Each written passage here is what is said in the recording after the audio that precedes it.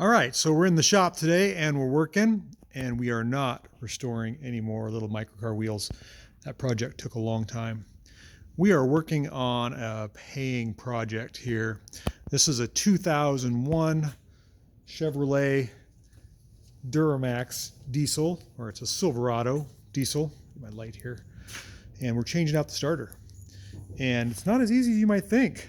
Pretty common trucks, you see them all around.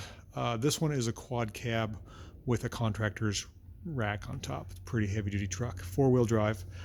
So the first thing you got to know about Duramaxes is you got to get down and dirty. So get the truck up, jack it up, put it on jacks, get it on a lift about waist high or so. Take out the fender well, which is this big rubber or plastic area that goes in this area and covers up the water that washes off the tire. Take the wheel and tire off, and that gives you pretty good access to where the starter is. The starter resides right in there.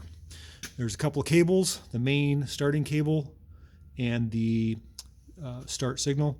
Oh, and before you do that, you got to disconnect the battery. So come up to the engine compartment, disconnect this battery and the companion battery on the other side. Don't forget the batteries. You will shock yourself.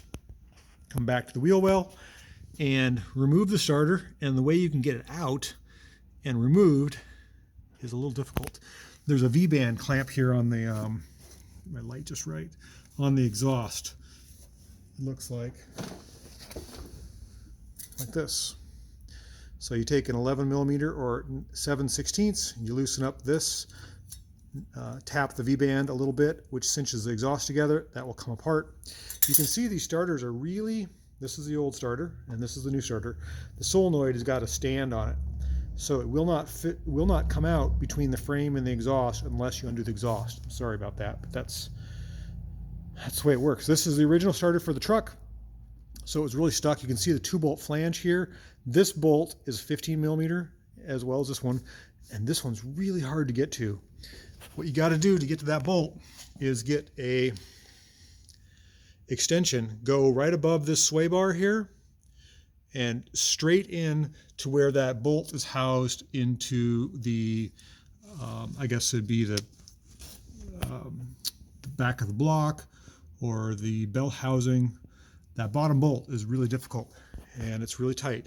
So you got to use probably a 2-foot long extension to go through there and get it. You can kind of get your extension and your ratchet out here so you can get some leverage on it. So that's kind of difficult. So a couple tips for you. Pretty good old truck. This one's got 265,000 miles on it, and that is the original starter. So that's pretty good.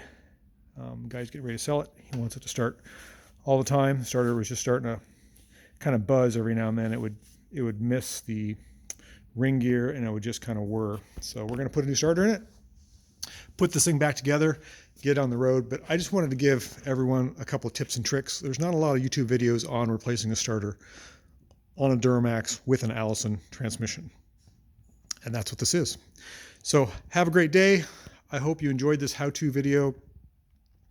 If you like it and like what I do, be sure to subscribe or leave me a comment. Love to hear from you.